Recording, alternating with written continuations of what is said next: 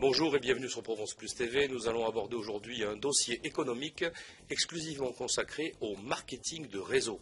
Alors le marketing de réseau, vous en avez tous entendu parler. Il y a bien un ami, il y a bien un voisin, un camarade, un collègue de travail qui a dû vous parler de cette question-là en vous proposant de rejoindre tel ou tel réseau de vente de tel ou tel produit.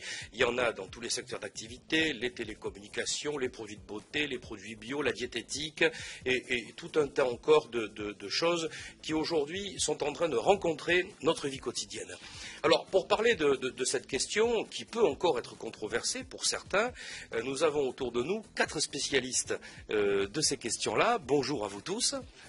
Voilà, on va essayer pour nos téléspectateurs de décrypter aujourd'hui d'abord la définition, puis aussi l'intérêt économique que peut représenter le marketing de réseau.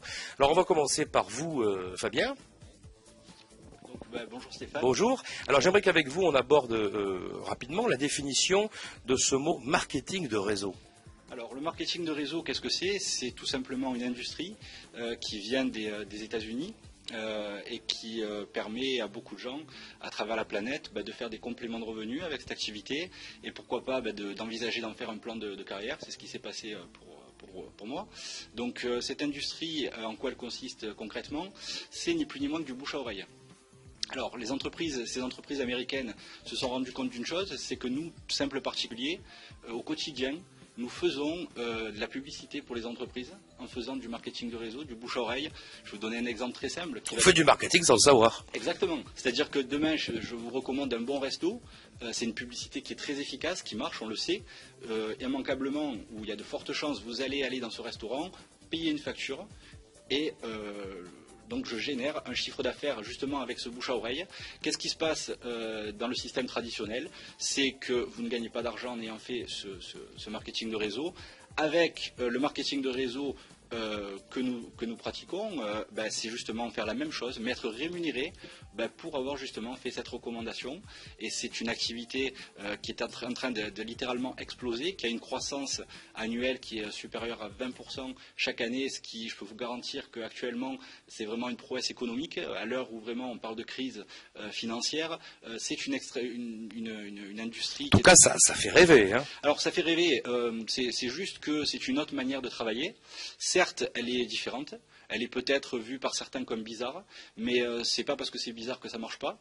Et si on veut peut-être à un moment donné avoir des revenus bizarres, il faut peut-être faire des choses bizarres. Alors Thierry, maintenant je me tourne vers vous. Tout de suite, on va rentrer dans le dur, sur les questions juridiques. Alors on nous dit le marketing en réseau, c'est de la vente pyramidale. La vente pyramidale, c'est interdite. Bon, on sait aujourd'hui que ça marche pas vraiment comme ça. On sait que sur le plan du droit, il y a un espace qui existe, juridiquement. Précisez vraiment à nos téléspectateurs aujourd'hui, légalement, vous êtes ici des professionnels, des gens qui avaient des revenus concrets, mensuels, cohérents, liés à ces activités-là. Dites bien aux téléspectateurs comment ça marche sur le plan juridique. Alors, déjà, bonjour à tous. Alors, effectivement, il ne faut pas confondre l'industrie du marketing de réseau avec ce qu'on appelle les bonnes vieilles sociétés pyramidales des années 80 qui ont effectivement traumatisé les Français. Alors, il faut bien comprendre quelque chose. Déjà, parlons de définition légale. Une société dite pyramidale, c'est quoi? C'est tout simplement une société qui ne vend rien du tout, où il existe des transferts d'argent entre les personnes, et où on est à peu près sûr et certain de ne jamais gagner plus que celui qui est au-dessus de soi, et certainement plus que celui qui est en dessous.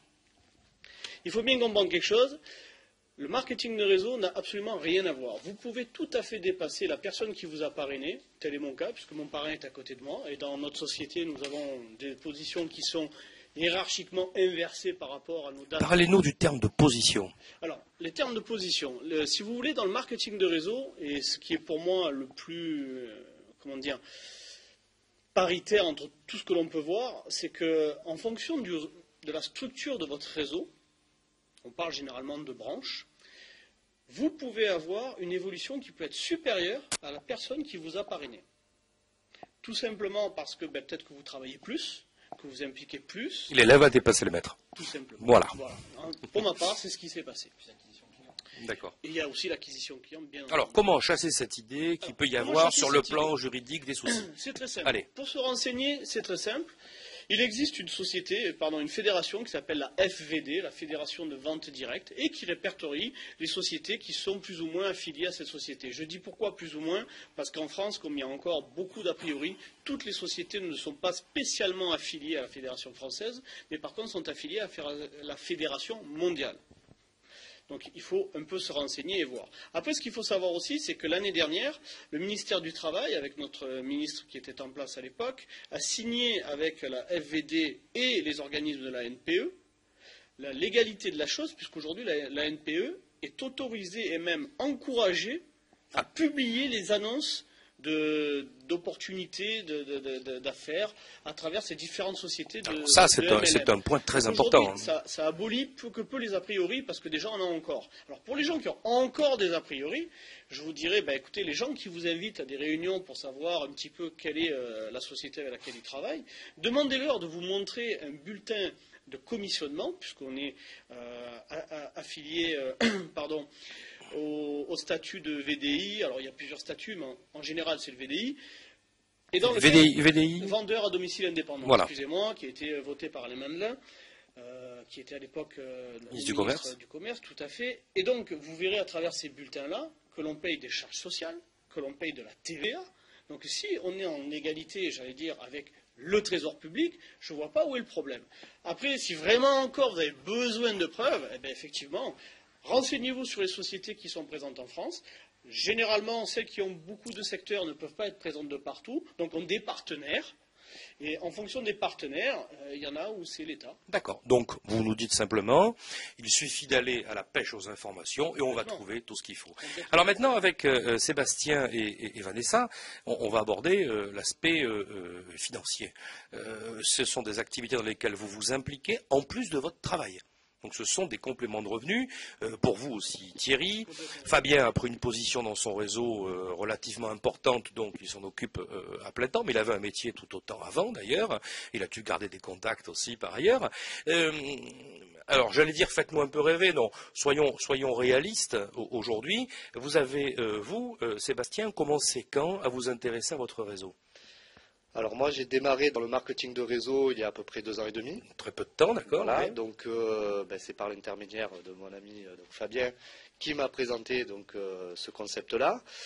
J'y ai adhéré et en effet j'ai une activité professionnelle principale. Je suis salarié d'une entreprise et j'ai démarré cette activité pour générer ce que l'on appelle des compléments de revenus. Alors bilan 2 ans et demi après, en pourcentage de vos revenus, ça représente combien ? Ça varie selon les mois en fait. Selon les mois. Donc, sur l'année, allez, sur une année. Sur l'année, on va dire par rapport à mon salaire de base. Oui, ça vous fait quoi? Un 13e mois, un 14e, un 15e? Plus que ça même. C'est-à-dire? Ah oui, c'est. On parle pas d'argent, on parle de oui, pourcentage. oui, tout à hein. fait, tout à fait. Ça représente, je sais pas moi, à peu près peut-être entre 30 et 50% de nos revenus annuels. Ah ben ça vous fait effectivement 6 Ça mois fait de d'activité. beaux compléments, Ça ouais. fait 6 mois d'activité en plus, Exactement. d'accord? En pleine légalité, évidemment, Tout à fait, avec exactement. les éléments financiers et fiscaux dont parlait votre collègue. Exactement. Alors vous, Vanessa, de la même manière, vous êtes aussi salarié dans un secteur d'activité. On n'en parlera pas. Hein, on va rester, nos auditeurs l'ont compris, sibyllins, hein, tout autant sur les activités habituelles que sur les réseaux que représentent ici nos invités. Vous avez une activité qui fait rêver, on va dire, une très belle activité. Et vous avez voulu, en plus, vous lancer dans le marketing de réseau. D'abord, pourquoi? Qu'est-ce qui vous a attiré? Bonjour à tous. Alors, pour dire ce que les téléspectateurs vont peut-être se demander ce que je fais, je suis hôtesse de l'air, tout simplement. J'ai démarré le marketing de réseau, tout simplement parce que je n'avais pas de possibilité d'évolution dans le système traditionnel au sein de mon travail d'hôtesse de l'air. C'est le cas très probablement de dizaines, de milliers de personnes en France, de beaucoup de gens qui ne peuvent pas évoluer malgré les ambitions. Hein. Donc, je suis quelqu'un d'ambitieux, je pense que je ne suis pas la seule en France ou au monde à vouloir gagner plus d'argent. Donc c'est la seule raison à la base pour laquelle j'ai démarré le marketing de réseau, puisque ça me permettait d'avoir des possibilités d'évolution vraiment propres à ce que moi je voulais faire de ma vie et de ma carrière professionnelle. Quelle ancienneté? Pareil, à peu près pareil que Sébastien. J'ai démarré le marketing de réseau bientôt depuis 2 ans, donc ça se passe très bien pour moi. Et des compléments de revenus Des significatifs. compléments de revenus, voilà, mais je serais dans le même ordre de rendement entre 30 et 50%. Donc chiffré exactement, j'ai pas chiffré, j'aurais dû venir avec mes chiffres peut-être auparavant. En revanche, quelque chose qui est significatif, c'est qu'au bout d'1 an d'activité avec le marketing de réseau, j'ai pu demander un mi-temps avec mon activité principale en tant qu'hôtesse de l'air. C'est-à-dire qu'aujourd'hui, je travaille 1 mois sur 2 en tant que salarié et je complète, donc je fais cette activité dans mes heures creuses, dans mes heures, disons, libres de marketing de réseau. Ça vous passionne? Oui, parce qu'au départ, on démarre pour l'argent et on se rend compte que ce n'est pas qu'une aventure financière. C'est humain. Oui, c'est également une grosse aventure humaine et de développement personnel. En quoi elle a changé votre vie depuis? Dites-moi, parce que vous avez quand même une vie active. Hôtesse de l'air, c'est pas rien, hein, on se voyage, hein, on voyage beaucoup, on se déplace, c'est déjà un métier très riche en soi. Votre nouveau métier dans le marketing de réseau, qu'est-ce qui vous a amené de plus? Alors, tout un tas de choses. Maintenant, ce serait difficile de résumer en 5 Rapidement. minutes 2 ans d'activité. Je dois dire au niveau financier, ça c'est sûr que c'est indéniable, les chiffres sont là. Ensuite, donc au niveau développement personnel, on gagne en maturité puisque on apprend à se connaître soi-même, on apprend à connaître les autres. Et justement, les autres, c'est ça qui est important, c'est que j'ai développé mon réseau. Moi, j'étais vraiment cantonnée à un secteur aérien. Je connaissais des hôtesses et des pilotes, moi, à peu près comme toutes les hôtesses de l'air du monde. Aujourd'hui, je travaille avec des personnes entre 18 et 62 ans, des hommes, des femmes qui viennent de toutes les catégories socio-professionnelles. Et ça, c'est un enrichissement à lui tout seul, quoi. Fabien, on a abordé tout à l'heure rapidement une question clé dans cette période de crise, de chômage, en tout cas de doute, l'importance du marketing de réseau au niveau de l'emploi. On a bien compris qu'aujourd'hui, et votre collègue nous l'a très bien dit, il y avait une promotion qui était faite, signature au niveau national d'un accord avec le Pôle emploi. C'est important. C'est quoi le profil type de l'entrepreneur aujourd'hui en marketing de réseau? Il n'y a pas de profil type dans cette activité. C'est ce qui fait aussi tout le charme de cette activité. Ça donne la possibilité à tout le monde, quel que soit son background professionnel, quel que soit ce qu'on ait fait ou pas. On a la possibilité dans cette activité de réussir. Après, dire que tout le monde réussit et gagne beaucoup d'argent, je pense qu'il faut être réaliste et vraiment expliquer. Comme tous les métiers, ça dépend du profil. Cette activité, vous savez, c'est un accélérateur de business parce qu'on travaille en équipe. On est là pour distribuer un produit et construire aussi une équipe qui va distribuer ce produit à plus grande échelle. Et on va être rémunéré comme ça sur un chiffre d'affaires qui sera beaucoup plus important parce qu'on est plusieurs à travailler. Donc c'est ce qui fait vraiment la puissance du marketing de réseau. Vous savez, je crois que c'est le premier milliardaire américain qui a dit « Je préfère 1% du travail de 100 personnes que 100% de mon propre travail. » Bien sûr. Et ça paraît logique. On travaille, on fait travailler les autres, tout le monde est gagnant. Quand on a préparé cette émission, vous nous avez parlé de chiffres très importants de création d'activités en France et dans le monde. Redonnez ces chiffres pour nos téléspectateurs. J'ai entendu ça récemment en France. On table dans l'industrie du marketing de réseau sur une création de 100 000 postes. Ce qui, à l'heure actuelle, je pense, est quand même quelque chose d'assez significatif et de vraiment très éloquent. Après, en termes de croissance, c'est une activité, je vous l'ai dit tout à l'heure, qui connaît une croissance qui est supérieure à 20%. Je pense que là, tous les chefs d'entreprise comprendront vraiment, ça leur parlera et que la croissance est vraiment très très importante. Et voilà, donc après, est-ce qu'il y a des gens dans cette activité qui ne gagnent pas d'argent? La réponse est oui. Moi, j'ai aucun souci par rapport à ça. Les gens qui font rien ne gagnent rien. Donc ça me paraît logique. Ce qui n'est pas illogique, j'allais dire. Voilà. Et après, il y a des gens, pour l'essentiel, en tout cas... Moi, j'ai une question. Est-ce que vous avez vu des choses extraordinaires? Moi, j'aimerais que vous nous parliez de quelque chose d'extraordinaire dont, avec votre réseau, vous êtes à la sauce, quelqu'un qui n'avait pas d'activité, mais qui avait une grosse volonté et qui s'en est tiré aujourd'hui et qui a tiré sa famille d'affaires. Parlez-nous de ça. Des exemples de ce type-là, il y en a beaucoup. Alors, juste pour revenir rapidement, et puis je vais répondre à votre question, à ce qu'on disait, l'essentiel des gens qui font cette activité, ce sont des gens qui font des compléments de revenus, des très confortables compléments de revenus, et puis d'autres après qui en font un plan de carrière, et des exemples de gens qui ont changé leur vie. Il y en a aussi. Vous êtes fier? Vous êtes fier d'avoir participé à ça? Moi, je suis très fier parce que, si vous voulez, je trouve que c'est vraiment une activité où on peut regarder les gens dans les yeux et il n'y a pas de problème à avoir, dans le sens où si les gens ne font rien, moi, quelque part, j'ai pas de responsabilité par rapport à ça. Et c'est vrai que pour les gens qui ont... Mais si ça réussit, ça a été l'affaire de tous aussi. Ça a été aussi l'affaire de tous. La leur et celle des autres. Alors après, par rapport à d'éventuels échecs, si tant est qu'il y en ait, parce que j'allais dire l'échec, c'est uniquement les gens qui abandonnent. Hein, donc, alors on a une responsabilité en tant que leader à aider ces équipes à gagner de l'argent. C'est-à-dire que dans cette activité, ce que moi je trouve extraordinaire, c'est qu'on est tous indépendants. Mais on n'est jamais seul, parce qu'on travaille tous en équipe. C'est-à-dire que les personnes qui peuvent avoir éventuellement peur de ne pas réussir, parce qu'ils ne sont pas formés, parce qu'ils ne connaissent pas cette activité, si vous voulez, on est là pour les aider et pour faire gagner de l'argent à ces gens-là. Au jour d'aujourd'hui, je travaille pour mon équipe, et si je fais gagner de l'argent aux gens qui sont dans mon équipe, que j'affectionne en plus, ce qui gâche rien à la chose, je gagne de l'argent aussi. Donc au jour d'aujourd'hui, je suis l'outil de travail de mon équipe. Thierry, tout à l'heure on préparait cette intervention et en rigolant vous me direz un jour on vendra vraiment un peu de tout en marketing de réseau. Vous pensez qu'il y a une dimension universelle? Pourquoi cette réussite? Est-ce que ça peut toucher tout? Est-ce que c'est une nouvelle manière de travailler qui va devenir plus importante encore dans les années qui viennent? En économie, on parle d'une société qui devient transversale. Et justement, la fin des sociétés hiérarchiques, vous vous sentez lié à ce modèle d'avenir économique dont vraiment les grands économistes commencent à parler aujourd'hui?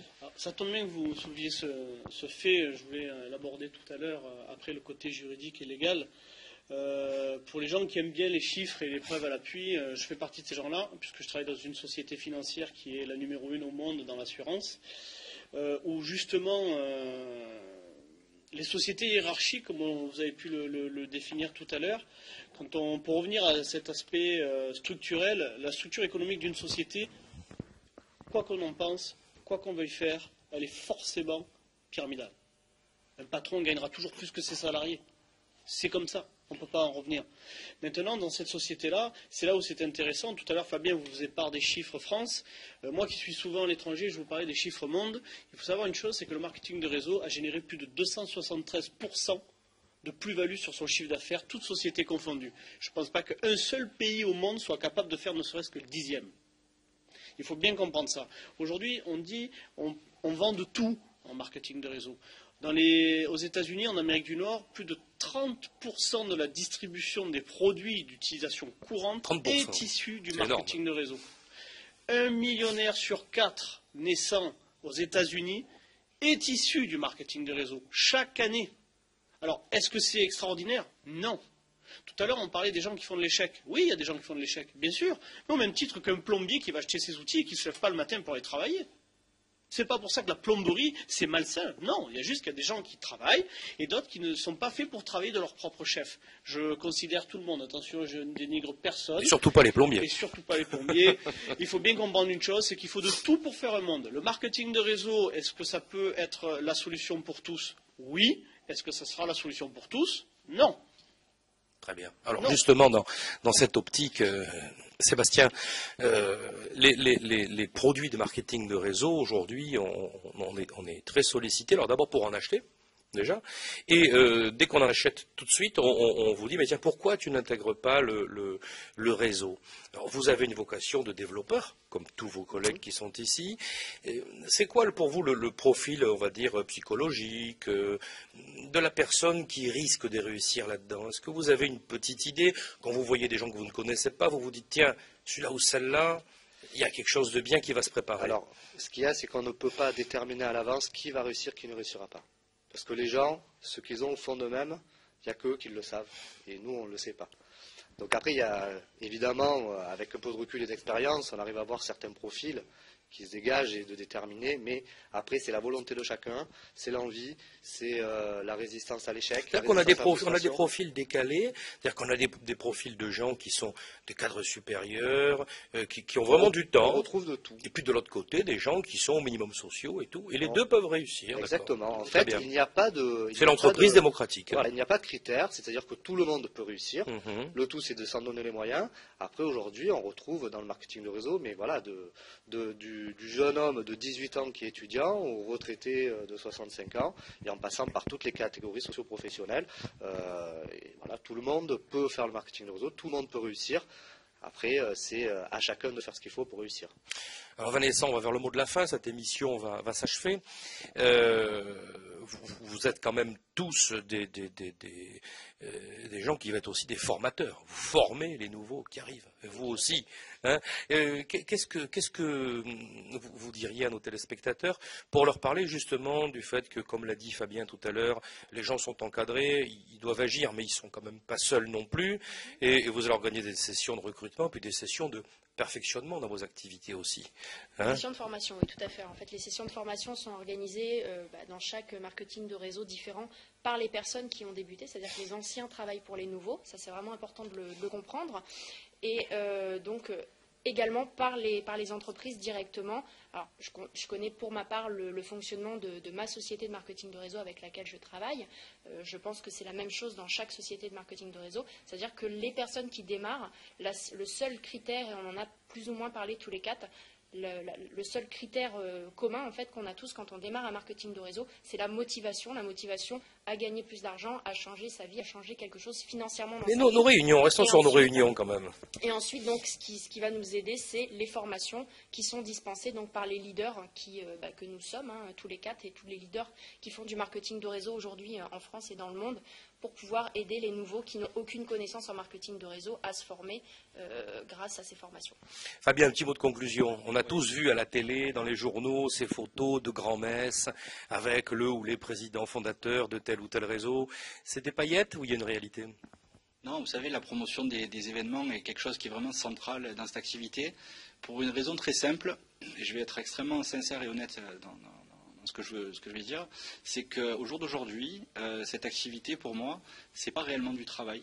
Alors, ça ne veut pas dire que c'est pas sérieux ou qu'on prend ça à la rigolade, mais je prends vraiment un réel plaisir à développer cette activité parce que je travaille avec mes amis, on gagne de l'argent ensemble. Et je peux vous garantir que c'est beaucoup moins pénible que de faire du marteau-piqueur. Et j'ai rien contre les gens qui font ça, et je les respecte. Ni contre les plombiers, donc. Ni contre les plombiers, voilà. Mais c'est vraiment un réel plaisir. Et donc c'est la raison pour laquelle ces événements, c'est à l'image en fait de ce qu'on vit dans cette activité. Et c'est pas des paillettes, et c'est pas du super. On apprend. Il y a surtout des grosses formations qui sont disponibles. Voilà, c'est des moments de formation, d'émulation aussi. Ce sont des grands moments de formation avec des gens qui ont eu des réussites extraordinaires et qui nous expliquent l'état d'esprit à avoir, qu'on peut appliquer pas nécessairement qu'au marketing de réseau, mais tout simplement dans la vie. Oui, ça change aussi les choses pour soi. Voilà, Vanessa tout à l'heure parlait de développement personnel. C'est vrai que le développement personnel fait partie des choses dans la vie, il me semble, qu'il faut avoir pour avoir les clés pour réussir. Thierry, rapidement, mais une question aussi. Prenez le micro. Une question aussi. On dit en France qu'il n'y a pas assez de commerciaux, que les Français n'ont pas assez l'esprit commercial. C'est vrai, c'est faux. Est-ce que vous pouvez changer les choses ? Est-ce qu'on peut changer les choses? J'en aurais pas cette prétention. Est-ce que l'industrie marketing de réseau peut changer les choses? Oui, je le pense. Aujourd'hui, comme je vous ai dit, moi je travaille dans une société d'assurance où effectivement je vois que la force commerciale, malgré notre ampleur à travers le monde, laisse à désirer. On va parler de qualité humaine, d'accord? Dans ce marketing de réseau, justement, il n'y a pas de force commerciale. Parce que vos premiers clients, c'est déjà vous-même ou des gens de votre famille qui vont essayer vos produits, les tester. Certes, pour vous faire plaisir au départ. Mais quand un test qui peut être cruel. Voilà. Mais quand ils vont se rendre compte, oui, mais généralement, vous savez, quand on va voir sa famille ou ses amis, on n'y va pas avec le couteau dans le dos. On sait ce qu'on vend. Et le souci, et j'allais dire l'avantage pour nous, c'est ce que je vous expliquais tout à l'heure, c'est qu'on va se retrouver à vendre des produits ou des services d'utilisation courante que les gens utilisent déjà. Mais la seule différence, c'est que nous, on va leur distribuer moins cher. Alors pourquoi? On n'a pas de baguette magique, pas de pub, pas de locaux, pas de gestion de stock, pas de gestion de personnel. Tout ça, ce sont des coûts inhérents à une entreprise. Et nos téléspectateurs remarqueront que nous n'avons fait la publicité pour personne. Tout à fait. Moi, pour ma part, je suis patron de ma propre société dans, j'allais dire, l'industrie traditionnelle. Je peux vous assurer que quand je paye mes charges sociales ou mes charges perso, j'aimerais beaucoup plus faire du marketing de réseau, je peux vous l'assurer. Parce que c'est 70% de ma rémunération aujourd'hui. Alors que dans l'industrie du marketing de réseau, tant qu'on ne dépasse pas certains seuils, ça après il y a des plafonds fiscaux qui sont mis en place, on est bien loin de ces taux-là. Alors pour en revenir rapidement à ce que vous disiez tout à l'heure, effectivement l'industrie du marketing de réseau a toute sa dimension dans le monde qui s'approche vers nous. Est-ce que c'est obsolète? Non. Pourquoi? Parce que les sociétés qui vendent des produits et des services que vous utilisez déjà, c'est votre vie. Votre vie évolue, les produits aussi. tout simplement. La structure est mise en place, les produits évoluent, les services évoluent. Je pense qu'on a tout à y gagner, aussi bien les consommateurs que les distributeurs, que les sociétés. Sébastien, pour finir rapidement, confiant? Ah oui. L'avenir, c'est quoi alors, dites-nous? L'avenir, c'est de développer le réseau, donc plus grand que ce qu'il est, de franchir les différentes positions qui sont donc établies par des critères dans l'entreprise. Des règles valables pour tout le monde. Voilà. C'est d'avoir le réseau de distribution le plus grand possible pour avoir ce que l'on appelle une liberté financière et pouvoir vivre mes rêves. Bien, donc le marketing de réseau à la conquête de tous les marchés. En tout cas, on regardera ça avec vous. On continuera à suivre votre activité. On vous remercie d'avoir participé à ce plateau et on vous souhaite une bonne continuation. Et vous avez un tel enthousiasme que je pense la réussite va continuer à se prolonger. Merci bien.